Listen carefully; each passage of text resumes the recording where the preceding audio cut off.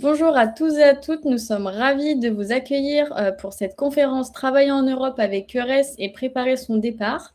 Donc, je suis ravie de vous accueillir pour cette conférence sur la semaine de la maison de l'expatriation que nous organisons au sein de la CFE au 19 rue de la Pépinière, où nous organisons des rendez-vous de 30 minutes pour préparer votre départ. Et aujourd'hui, nous sommes en compagnie de Nicolas Simon de chez EURES, qui se présentera et qui vous parlera du coup de votre départ en Europe. Enchantée. Merci Chloé. Bonjour à toutes et à tous. Donc, je suis Nicolas Simon. Je travaille à la Direction générale de France Travail, où je suis le coordinateur national du réseau EURES, qui est le réseau qui est dédié à l'accompagnement à la mobilité européenne. Mais je vais vous présenter plus en détail ce que c'est que le réseau EURES, pourquoi il a été créé, comment ça fonctionne, et surtout quels sont tous les services qui sont à votre disposition pour préparer un projet de mobilité professionnelle en Europe. Peut-être avant de démarrer, repartager une petite conviction aussi sur ce sujet de la mobilité professionnelle en Europe. Évidemment, quand on parle et quand on pense à mobilité internationale, et il suffit de regarder différentes émissions de télévision, on pense beaucoup à des destinations plus exotiques. Je suis sûr que vous avez tous déjà vu des reportages sur des gens qui sont partis en Australie, en Thaïlande, aux États-Unis, en Amérique du Sud. Mais une expérience internationale, ça peut se faire aussi en Europe et je dirais dans un monde qui devient de plus en plus complexe d'un point de vue géopolitique, où il est des fois compliqué de trouver une destination où on est à peu près sûr de la sécurité qu'on va pouvoir trouver sur place en cas d'événement grave. Pour le coup, l'Europe reste une destination, je dirais, à favoriser dans ce cadre-là, parce qu'on sait qu'on est dans un environnement géopolitique qui est à peu près stable, même si nous avons quelques voisins turbulents. Et puis, au-delà de ça, on sait qu'on est dans un espace géographique où, en cas de difficulté, il est beaucoup plus facile de pouvoir être appuyé, être sécurisé et éventuellement pouvoir rentrer chez soi. Bien, passé cette première introduction, je voudrais d'abord repartager avec vous quelques éléments concernant justement une notion qui est extrêmement importante et qui, je pense, fait vraiment la différence quand on choisit d'avoir une mobilité en Europe versus le reste du monde. C'est un principe fort qui a été mis en place par l'Union européenne, qui est le principe de libre circulation des travailleurs en Europe.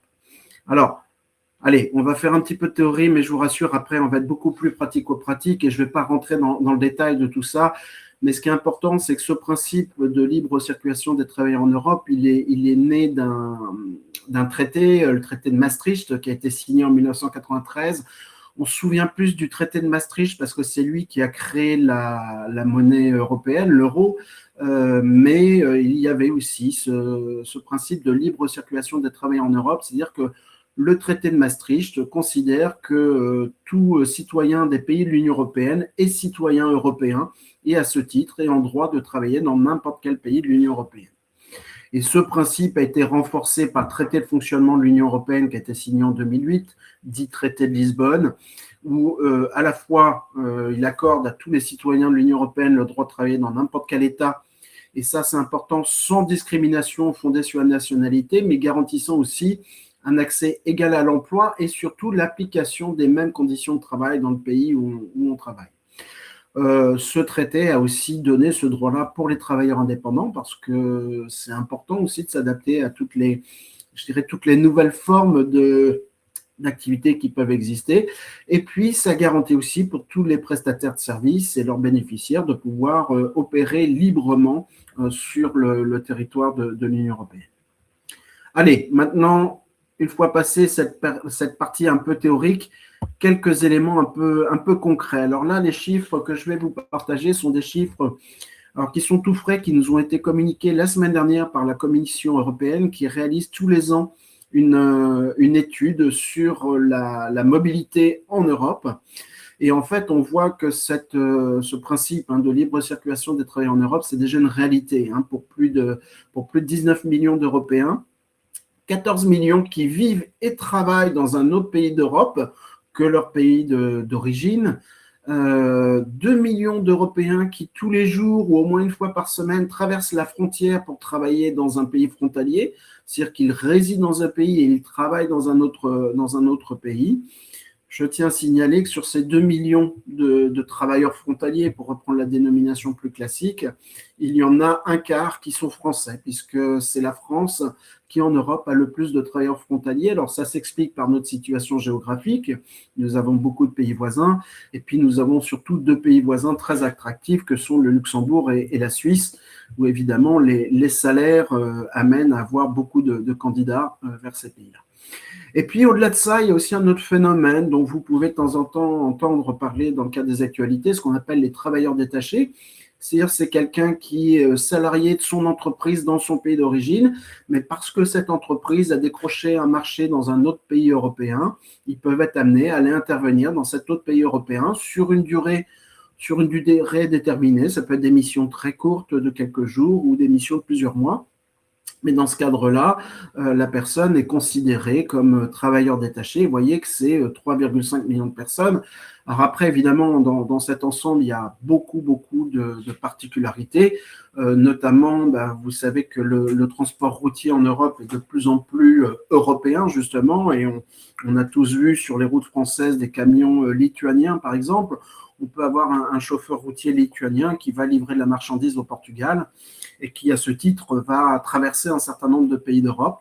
Et bien, en fait, il va être considéré à chaque fois qu'il est dans ces différents pays comme travailleur détaché, puisqu'il est bien salarié lituanien, mais il est amené à travailler dans d'autres pays. Et ce qui est important à comprendre, c'est qu'à chaque pays qu'il traverse, il doit s'applique les conditions spécifiques de travail du pays.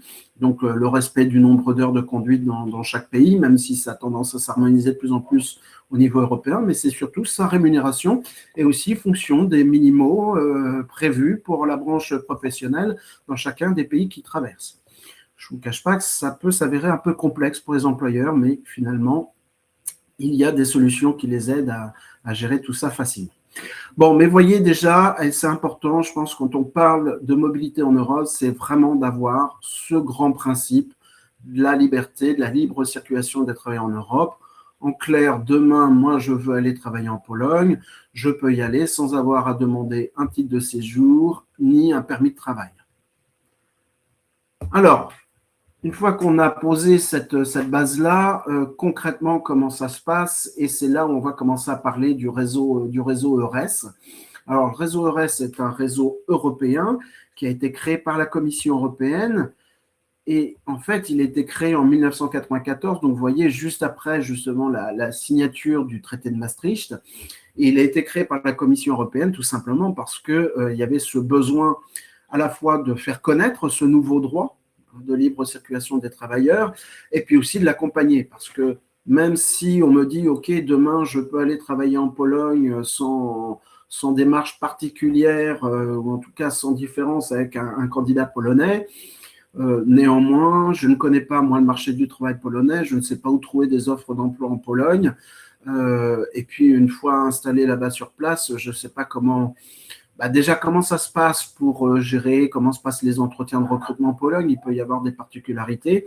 Et puis, au-delà de ça, une fois que j'ai décroché mon poste, comment ça se passe pour trouver un logement en Pologne, pour m'inscrire auprès des différentes administrations. Si j'ai des enfants, comment je peux les inscrire à l'école. Donc, vous voyez, il y a quand même, quand on est sur un projet de mobilité professionnelle, énormément de questions qui peuvent se poser. Et c'est aussi une des raisons pour lesquelles la Commission européenne a créé ce réseau EURES.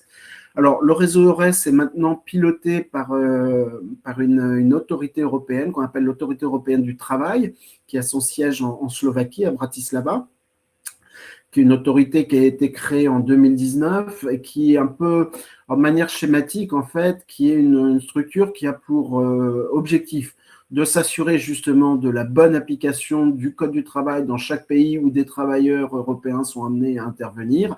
Et surtout, c'est une structure qui permet de mettre en place ce qu'on appelle des des inspections conjointes entre plusieurs pays, parce que malheureusement oui et non, parce que c'est aussi l'historique et l'histoire de la construction européenne, mais on peut avoir des situations, par exemple, d'un Roumain qui est salarié par une entreprise polonaise et qui est amené à travailler en Italie. Et quand l'inspection du travail italienne intervenait, souvent la question se posait, mais finalement, quel est le droit du travail qui s'applique? Et en fait, l'autorité européenne du travail permet de rapprocher les différents services des différents États membres et permet, dans un cas comme je vous l'ai cité, par exemple, de faire une inspection. On va avoir à la fois un inspecteur roumain, un inspecteur polonais, un inspecteur italien, qui vont permettre de s'assurer que tout est bien respecté en termes de droit du travail. Donc, vous voyez que c'est une agence importante pour nous tous en termes d'équité par rapport à l'application des lois en Europe. Donc, cette autorité européenne du travail dirige le réseau EURES, parce que je dirais ça fait sens, dans la mesure où EURES a pour objectif justement d'informer les personnes sur leurs droits et puis de les accompagner dans leur projet. Alors, la particularité, vous voyez, du réseau EURES, c'est qu'on va un peu au-delà de l'Union européenne, puisqu'il y a 31 États membres. En fait, aux 27 pays de l'Union européenne s'ajoutent l'Islande, la Norvège et le Liechtenstein, qui tous les trois font partie de ce qu'on appelle l'espace économique européen. Et à ce titre-là, donc, ils ont intégré ce périmètre de la libre circulation des travailleurs. Et puis, il y a un 31e État qui s'est rajouté, qui est la Suisse, qui, dans le cadre d'accords bilatéraux signés avec l'Union européenne, permet dans une certaine mesure aussi cette libre circulation des travailleurs en Europe. Alors je dis dans une certaine mesure parce que voilà, il y a quand même une application, on va dire, partielle de la réglementation européenne, et donc il y a un certain nombre de petits points à vérifier quand on veut aller travailler en Suisse. Derrière, vous voyez que c'est un réseau qui regroupe alors non seulement tous les services publics de l'emploi en Europe, mais aussi toutes les structures qui, de par leur activité, sont amenées à accompagner soit des employeurs qui veulent embaucher des candidats venant d'autres pays européens, ou accompagner des candidats qui veulent aller travailler dans un autre pays européen. Et donc, ça peut être des structures privées comme publiques qui peuvent faire partie du réseau EURES. Et vous voyez qu'on a en fait plus de 300 structures qui font vivre ce réseau avec… alors, on met toujours un chiffre de 1000 conseillers parce que c'est le chiffre rond facile, mais il y a effectivement un petit peu plus de 1000 conseillers EURES répartis sur l'ensemble de ces 31 États membres. Alors, maintenant, on va rentrer de manière un peu plus concrète. J'espère que cette slide est suffisamment lisible. L'offre de service du réseau EURES, en fait, elle est autour de quatre, elle va s'appuyer sur 4 piliers, en tout cas 2 piliers, 2 outils essentiels qui viennent en appui de ces 2 piliers. Mais l'offre de service, elle est vraiment centrée sur l'accompagnement des demandeurs d'emploi et des entreprises.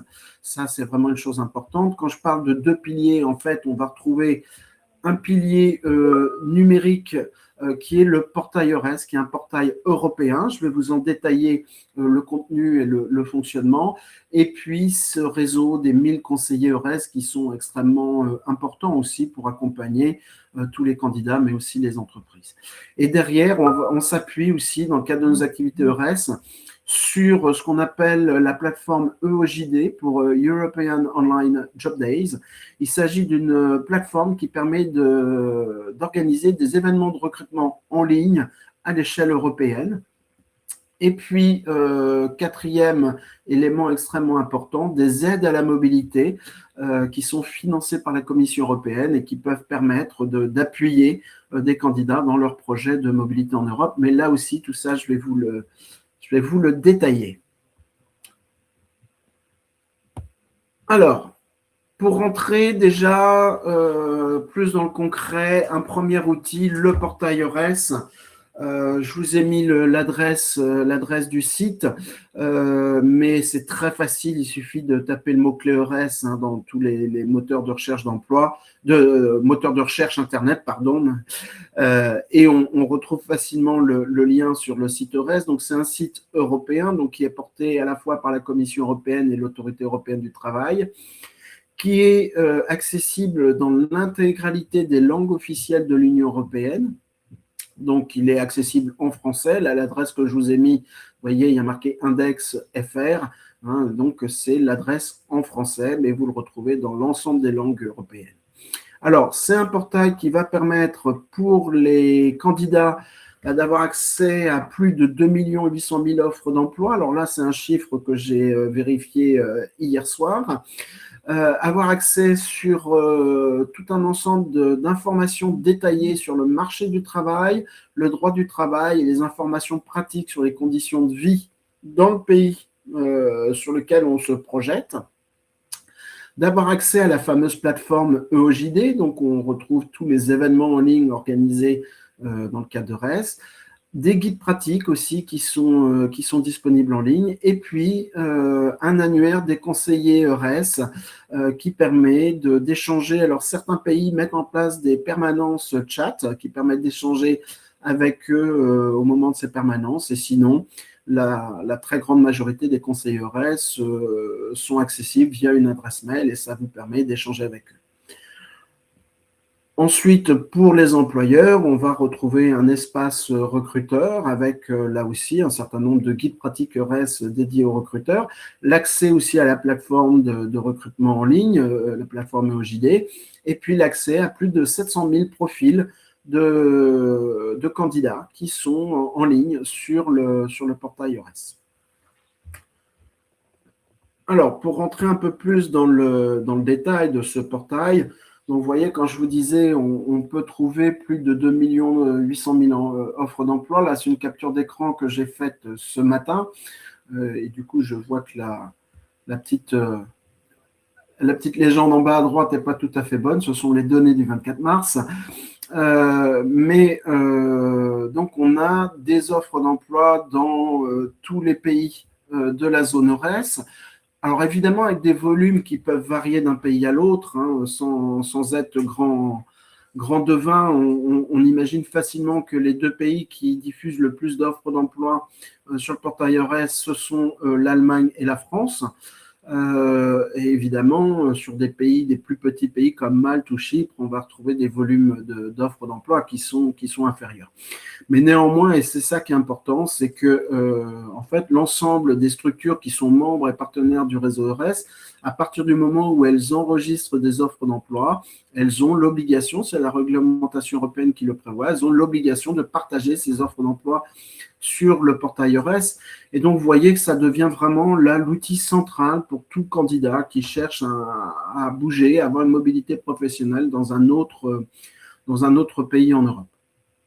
Alors, il existe un système, un moteur de recherche avec des filtres avancés qui vont vous permettre de filtrer ensuite toutes ces offres d'emploi, à la fois par lieu géographique, en fonction du pays, mais on peut même rentrer à l'échelle de la région, voire de la commune dans laquelle vous voulez aller travailler. Ensuite, un ensemble de filtres, évidemment, sur le secteur d'activité, sur le métier proposé, mais aussi sur des données langue exigée, type de contrat de travail, donc un ensemble de filtres qui vous permettent d'avoir une recherche plutôt fine d'offres d'emploi. Alors évidemment, la plupart des offres d'emploi sont publiées dans la langue du pays où elles ont été déposées. Néanmoins, toutes les informations du type secteur d'activité, emploi, contrat de travail, durée, horaire de travail, vous voyez tous ces éléments un petit peu, qui sont importants sur une offre, mais qui sont vraiment très spécifiques sur une offre, eux sont tous systématiquement traduits dans la langue que vous avez réglée en vous connectant sur le portail EURES. En revanche, le texte du descriptif de l'offre, lui, n'est pas encore traduit, mais maintenant, sur la plupart des navigateurs Internet, on trouve des options qui permettent de traduire le site qu'on est en train de regarder. Donc, c'est assez facile de trouver les offres d'emploi et de pouvoir les regarder dans sa langue. Après, c'est toujours la question qu'on va se poser en Europe. Je prenais l'exemple tout à l'heure de quelqu'un qui voudrait aller travailler en Pologne. La vraie question, c'est puis-je aller travailler en Pologne si je ne parle pas polonais? Et là, voilà, ça fait partie des éléments qui peuvent être aussi précisés dans les offres d'emploi. Donc voilà pour cette partie offre d'emploi. Ensuite, je vous disais qu'on trouve sur le portail EURES une rubrique sur les informations sur le marché du travail en Europe. Et en fait, vous voyez là sur la capture d'écran que je vous partage, en fait, ce sont des informations qu'on retrouve pays par pays. Ces informations-là sont mises à jour une fois par an. Elles sont basées alors à la fois sur des données qui sont issues d'Eurostat, qui est l'agence statistique européenne, mais aussi des données qui sont mises à jour chaque année par les États membres. Et ce qui est important pour des grands pays comme la France, l'Allemagne, par exemple, ces données de marché du travail sont ensuite détaillées à l'échelle de chaque région. Parce qu'il est évident, en France, on le sait très bien, l'activité et les emplois qu'on va trouver dans la région des Hauts-de-France ne sont pas forcément les mêmes que celles qu'on va retrouver dans la région Occitanie, par exemple. Et donc, c'est important de donner aussi ce détail et cette précision du marché du travail dans les pays avec cette approche région par région. Donc, comme je le disais, ce sont des données qui sont mises à jour tous les ans, donc qui sont fiables et qui vous permettent vraiment de vous éclairer aussi sur votre projet, parce qu'il est évident qu'en fonction du métier que vous recherchez, vous aurez plus ou moins de chances, plus ou moins de probabilité de trouver un emploi dans tel ou tel pays en fonction justement de la demande qu'il y a pour ce métier.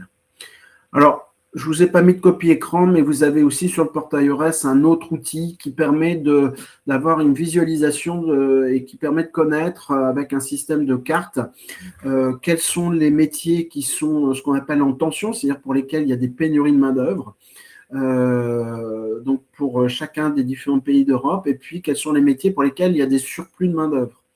Si vous voulez aller travailler sur un métier dans un pays où vous apercevez que ce métier-là, il est en surplus de main-d'œuvre, clairement, ça veut dire que vous avez peu de probabilités, sauf à avoir, évidemment, parce que chaque candidat, on a un parcours, on a une expérience, mais donc sauf à avoir justement des expériences particulières qui vont faire la différence. Mais sinon, vous savez que si vous candidatez dans un pays où, sur ce métier-là, il y a déjà un surplus de main-d'œuvre, vous avez moins de chances de réussir comparé à un pays où là, il serait en pénurie de main-d'œuvre sur ce métier-là. Alors, je vous ai parlé aussi, alors vous voyez, avec le printemps qui arrive, là, je vous ai trouvé une image un peu sympathique. Je vous ai parlé donc de la plateforme European Online Job Days. Alors, en fait, c'est donc une plateforme européenne qui est gérée par EURES et par l'Autorité européenne du travail, qui permet à chaque État membre d'organiser des événements de recrutement. Alors, ça va être soit un État membre qui va faire un événement. Par exemple, l'Allemagne fait régulièrement des événements qu'ils appellent Make It in Germany. Mais ça peut être aussi plusieurs États membres qui se rassemblent pour organiser un événement de recrutement sur un secteur d'activité en particulier.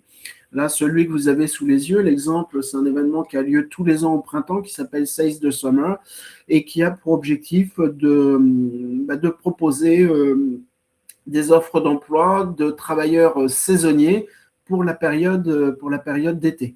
Et donc là, participe à cet événement, il y a maintenant 11 pays de mémoire. À l'origine, c'est un événement qui a été lancé par le Portugal et l'Espagne, mais depuis, un certain nombre de pays s'y sont ajoutés, dont la France. Et donc, quand vous allez sur cet événement-là, c'est l'opportunité d'avoir des conférences en ligne qui sont données par des employeurs qui vous expliquent les emplois qu'ils proposent, de retrouver ces offres d'emploi sur cette plateforme European Online Job Days, de pouvoir déposer votre profil et donc de candidater directement sur les offres d'emploi pour ensuite être contacté par les employeurs et avoir des entretiens en ligne avec les employeurs. Donc, vous voyez que c'est vraiment un outil essentiel pour sa recherche d'emploi en Europe. Et là, moi, si j'ai vraiment un conseil à partager, c'est d'aller se connecter régulièrement sur cette plateforme pour voir quels sont tous les événements qui sont prévus. Généralement, on a une visibilité sur les 3 à 4 mois à venir. Donc, vous voyez, ça permet vraiment de s'y prendre à l'avance, de voir quels sont les pays, quels sont les secteurs d'activité qui vont organiser des événements sur cette plateforme. Alors, j'ai oublié de préciser, Chloé, en début de mon intervention, évidemment, je déroule ma présentation, mais en fin de séquence, évidemment, hein, et n'hésitez pas à poser des questions via le chat, et on prendra le temps de répondre à toutes vos questions. En tout cas, j'espère. S'il y a énormément de questions, peut-être qu'on n'aura pas le temps, mais en tout cas, on essaiera de répondre à l'essentiel. Tout à fait. Alors, autre chose qui est extrêmement important quand on envisage un projet de mobilité en Europe, on peut être aidé dans son projet sur le volet financier parce qu'avoir une mobilité, changer de pays, ça a évidemment un coût. Et donc là, c'est un dispositif qui est directement financé par la Commission européenne. Alors, dans le cadre d'appel à projet, il y a 3 pays européens qui ont pris la tête de consortiums qui permettent de délivrer ces aides à la mobilité. Donc, les 3 pays, ce sont l'Italie, l'Allemagne et la Suède. Mais ce n'est pas parce qu'il n'y a que ces 3 pays qui portent le dispositif que ça n'est accessible qu'aux habitants de ces 3 pays. C'est accessible à l'ensemble des personnes de la zone EURES. Alors, pour les candidats, ce sont des aides qui peuvent permettre, vous voyez, je prenais l'exemple tout à l'heure de est-ce que je dois absolument parler le polonais pour aller travailler en Pologne?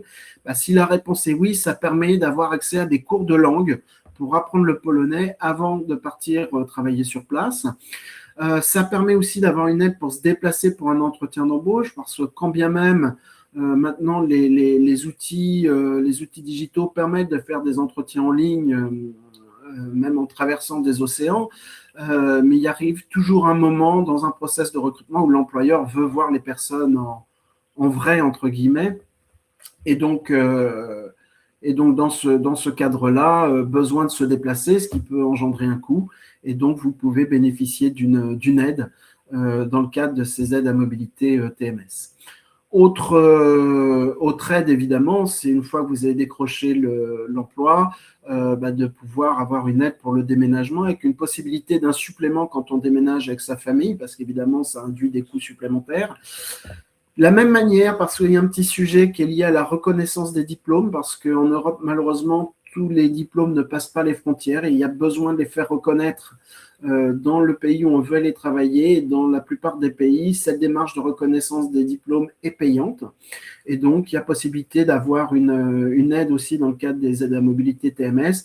Et puis, il y a possibilité d'avoir des aides supplémentaires en fonction de la situation de la personne, notamment pour toutes les personnes en situation de handicap, il existe des aides spécifiques.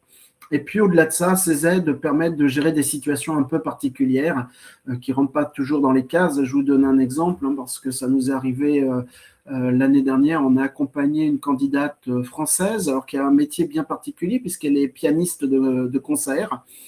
Et elle a décroché un emploi à l'Orchestre Philharmonique d'Heidelberg en Allemagne. Et tout son souci, en tout cas le principal frein à son projet, c'était de pouvoir déménager son piano de concert. Parce que vous savez que les instrumentistes à ce niveau-là ne travaillent qu'avec leur instrument, mais évidemment, on ne déménage pas un piano comme on déménage une flûte traversière. Et donc, on a réussi, en lien avec l'Allemagne, on a réussi à obtenir une aide à la mobilité TMS pour prendre en charge une partie du coût du déménagement de son piano. Donc, vous voyez un exemple concret de ces aides-là. Il existe aussi un volet pour les employeurs, alors là, qui s'adresse uniquement aux entreprises de 250 salariés et moins, qui peuvent bénéficier d'une aide à l'intégration donc pour un candidat venant d'un autre pays d'Europe, si elles mettent en place un programme spécifique de formation et d'intégration pour ce candidat. Alors, les critères sont indiqués là. Il faut être ressortissant de l'Union européenne ou résident de longue durée de l'Union européenne. C'est-à-dire certaines personnes qui ne sont pas de citoyenneté européenne, mais qui travaillent depuis longtemps, ont un titre de séjour avec le label Union européenne. Et dans ce cadre-là, ils peuvent être éligibles à l'aide. Et puis, il faut évidemment vivre dans un État membre de l'UE, en Norvège ou en Islande. Donc, vous voyez que ce n'est pas valable pour les citoyens du Liechtenstein et de la Suisse. Et puis, évidemment, il faut changer de pays de résidence et il faut avoir un contrat de travail d'au moins 6 mois avec un temps de travail d'au moins 50%.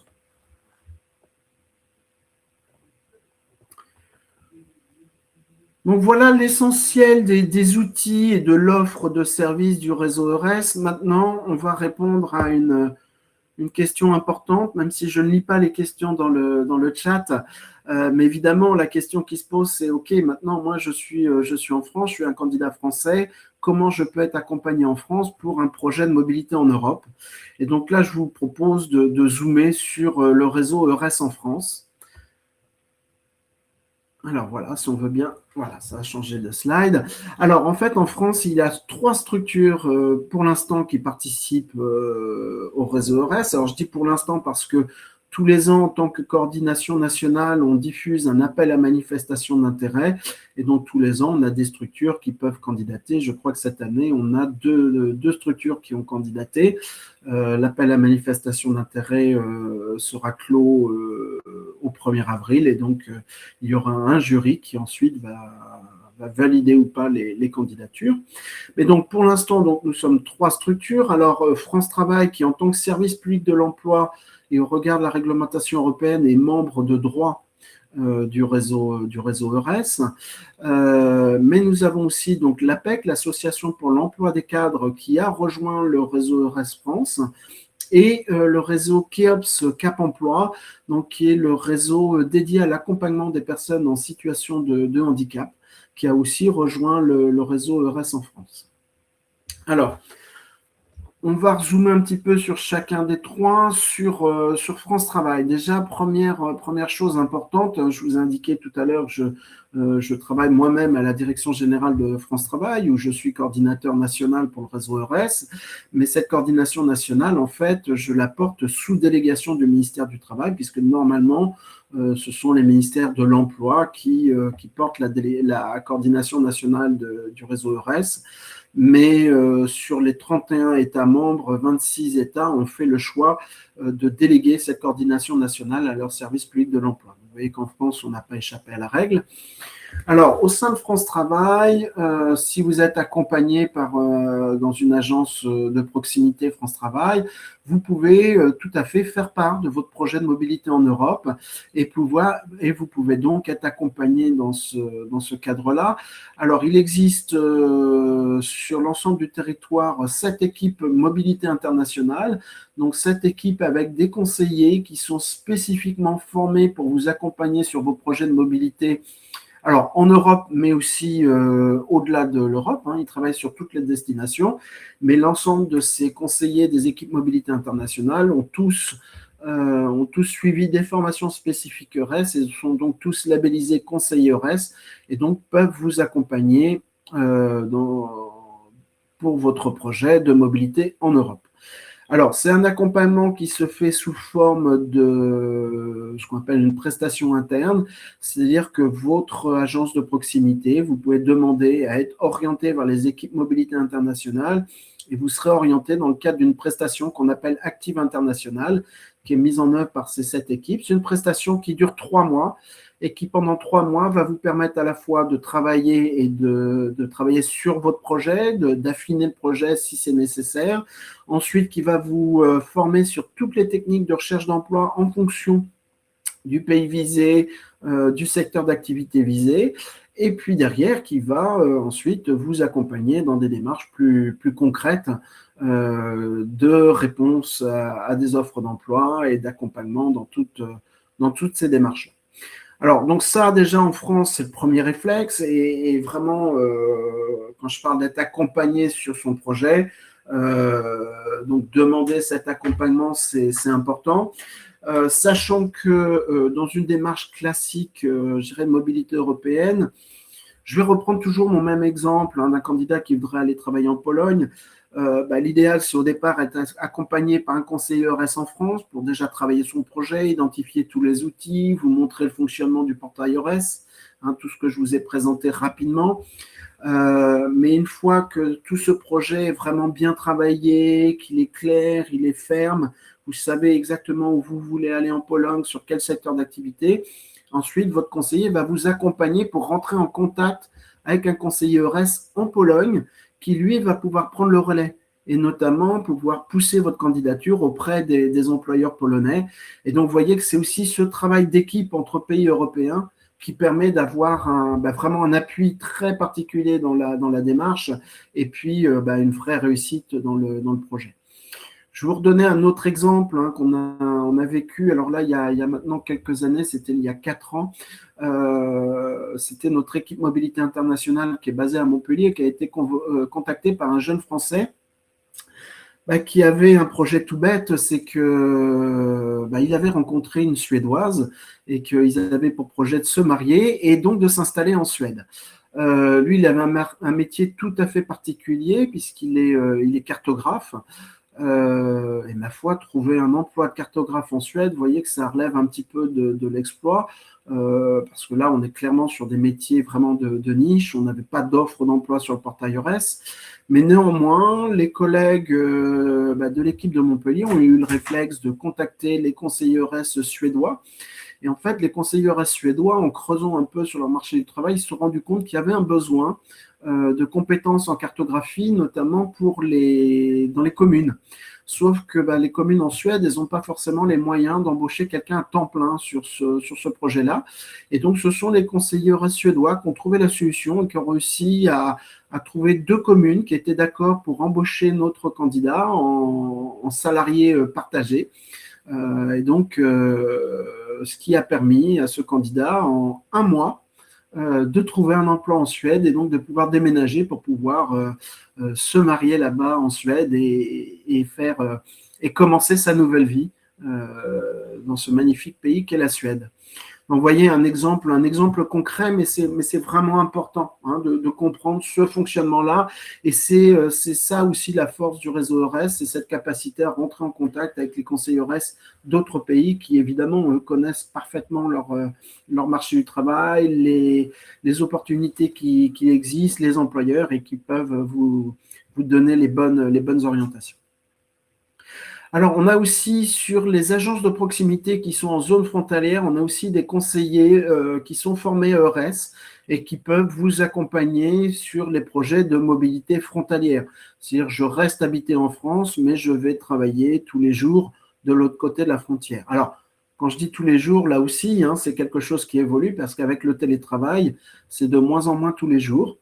C'est-à-dire que certains employeurs luxembourgeois, suisses acceptent que vous soyez 1 journée, 2 journées en télétravail côté français.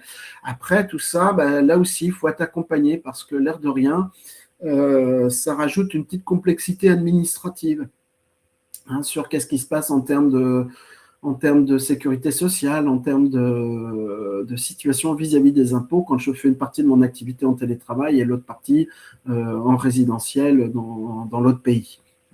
Mais donc, tout ça sont des sujets sur lesquels il est important de se poser les bonnes questions dès le départ et d'être accompagné pour trouver les réponses à ces questions.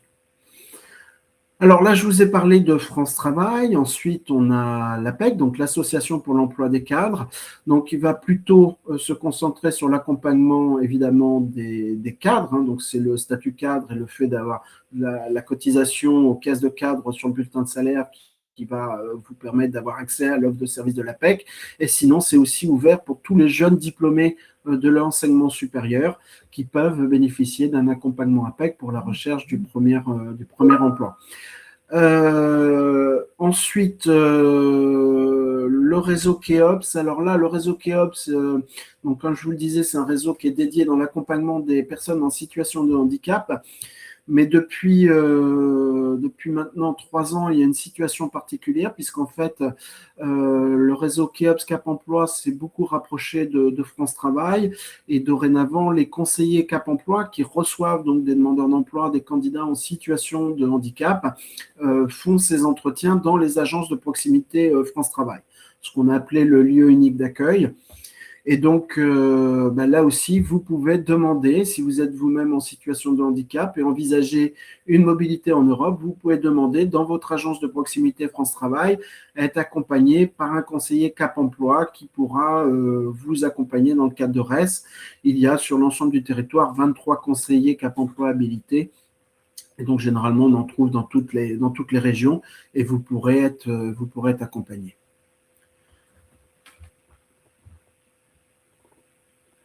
Je crois que je suis arrivé au bout de ma présentation. On s'était dit 40 minutes, Chloé, donc je crois qu'on est plutôt pas mal dans le timing. Donc, il ne me reste plus qu'à vous remercier pour votre attention. Et puis surtout, c'est le moment ou jamais de passer justement sur sur la séquence de questions-réponses. Est-ce qu'on a des questions dans le chat, Chloé? On a plusieurs questions, donc je vais vous les poser et puis on va essayer d'y répondre au mieux. Alors, première question. Alors, la Suisse et le Luxembourg ont été évoqués. Or, la Suisse n'étant pas dans l'UE, est-ce qu'il y a une différence majeure on est dans le secteur du conseil? Alors, oui, il y a des points à vérifier, effectivement. Alors, notamment quand on est dans le secteur du conseil, là où il faut vraiment se renseigner, c'est sur la capacité à exercer en Suisse et voir quelle est la réglementation. Alors, surtout parce que dans le secteur du conseil, on peut être amené à intervenir comme indépendant. Et là, pour le coup, hein, la règle que je vous présentais en tout début de cette conférence, hein, qui est issue du traité de fonctionnement de l'Union européenne, évidemment, ne s'applique pas à la Suisse. Et donc là, il faut vérifier tous ces points-là avec la Suisse.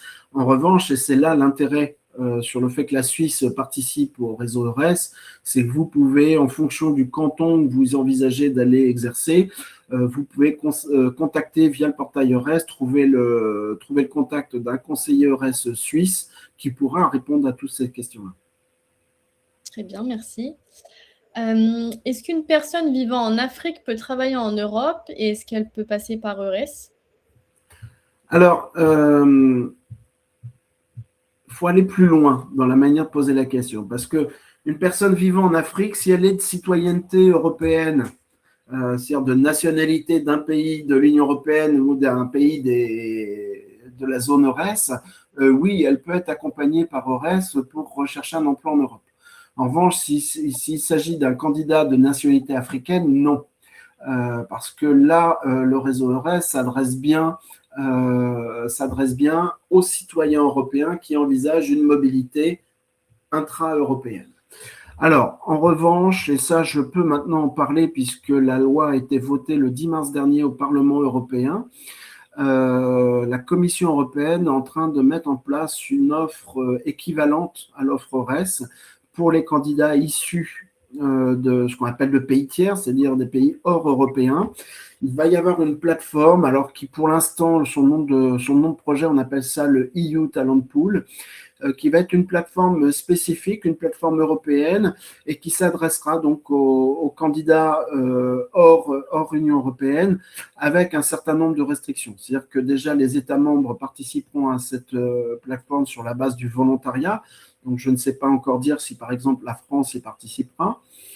Ça, c'est une première chose. Et puis, deuxième chose, cette plateforme, on ne pourra y diffuser des offres d'emploi que sur des secteurs d'activité bien particuliers qui sont définis à la fois à l'échelle européenne et à l'échelle nationale pour chaque État membre, étant évident que ne seront diffusées sur cette plateforme que des offres d'emploi qui correspondent à des secteurs où il y a des fortes tensions de recrutement, des fortes pénuries de main-d'œuvre, et pour lesquels, justement, on n'a pas pu trouver de candidats déjà à l'échelle du pays, à l'échelle européenne, et c'est ce qui fait qu'on pourra effectivement ouvrir à des candidats hors Europe.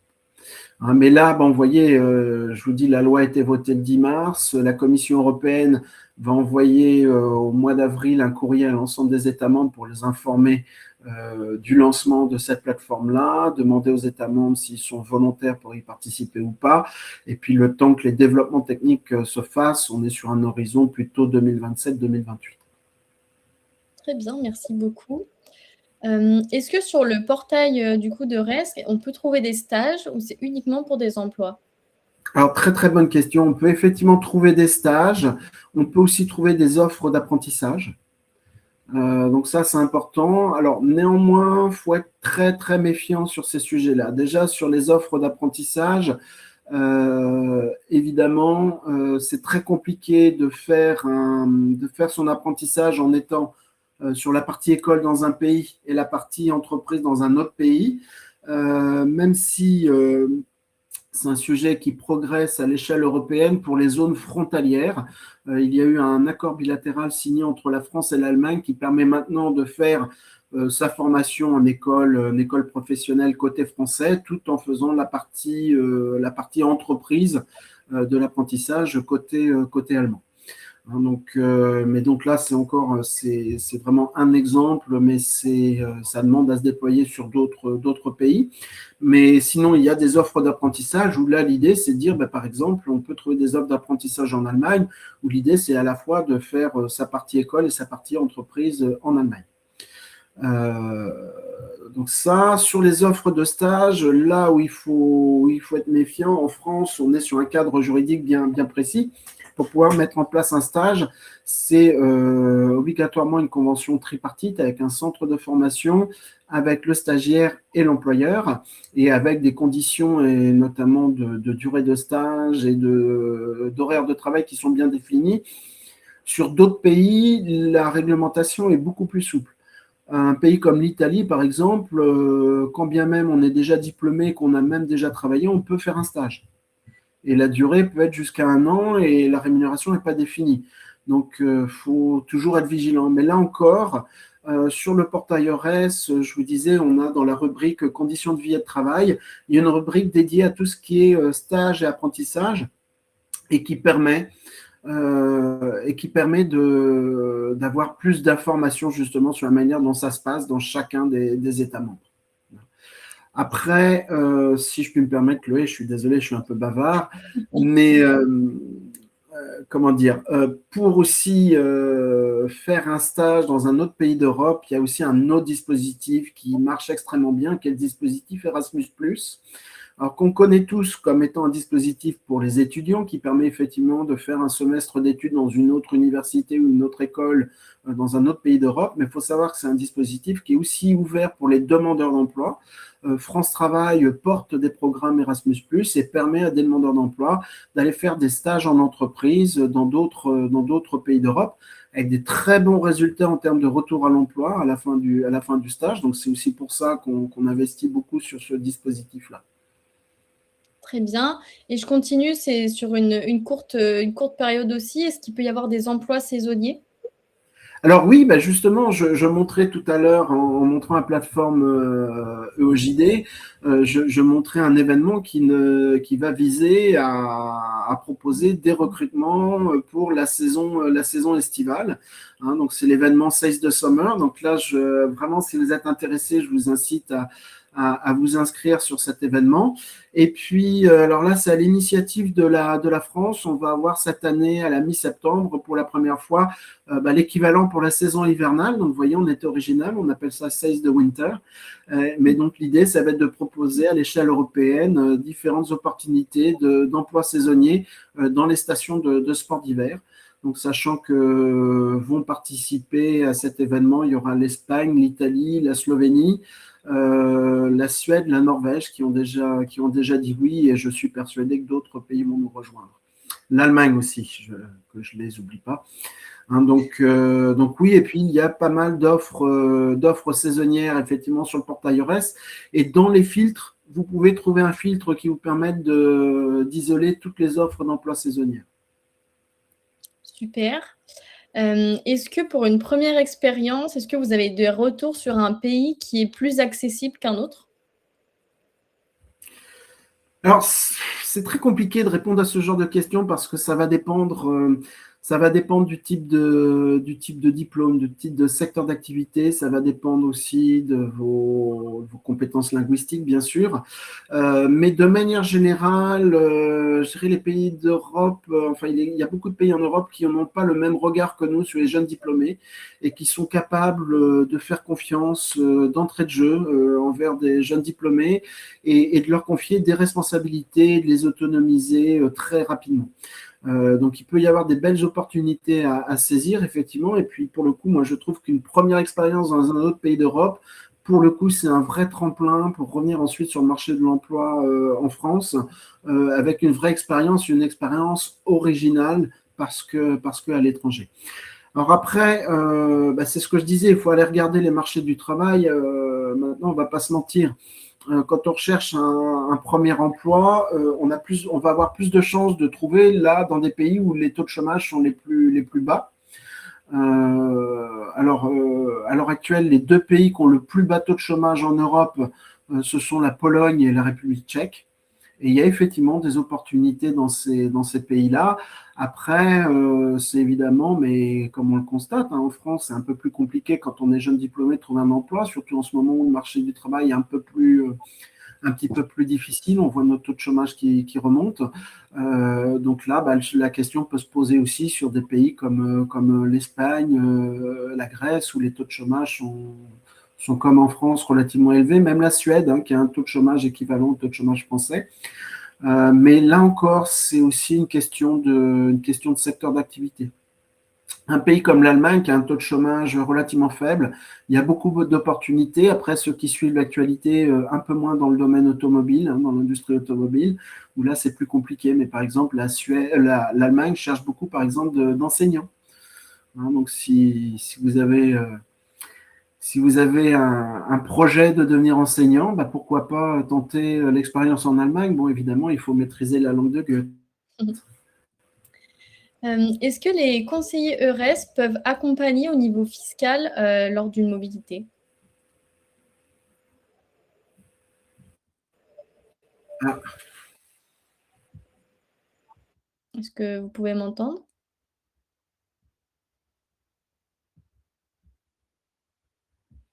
Bon, il semble qu'il y a un petit problème, je pense qu'il va se reconnecter et on pourra continuer les questions.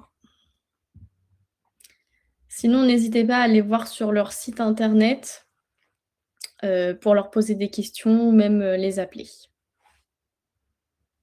On va attendre quelques instants.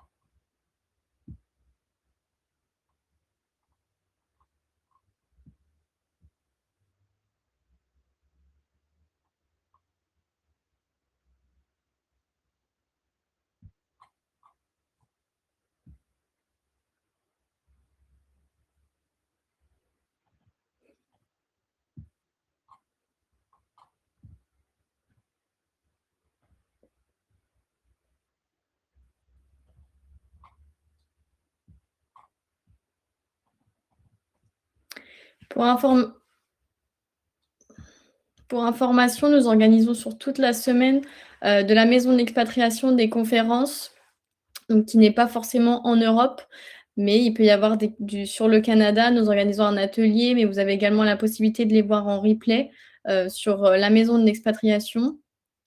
Et puis également, nous aurons sur le Royaume-Uni, si vous avez potentiellement des opportunités ou une envie de vous expatrier là-bas. Et si vous avez un projet d'expatriation, n'hésitez pas à prendre rendez-vous sur le site pour un rendez-vous de 30 minutes gratuit avec nos conseillères pour vous aider à préparer votre départ et pour évoquer vos différents projets. La conférence sur le retour en France, elle est en distanciel. En revanche, on organise un atelier de 10h30 à 11h30. Donc, vous avez encore la possibilité de vous inscrire. Je vais vous mettre le lien. Alors, attendez. Retour en France.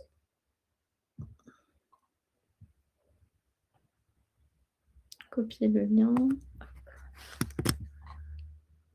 Hop. Je vais également vous mettre le lien pour la prise de rendez-vous. Alors, sur toute la semaine, vous avez la possibilité de le faire en présentiel au 19 rue de la Pépinière à Paris, dans le 8e.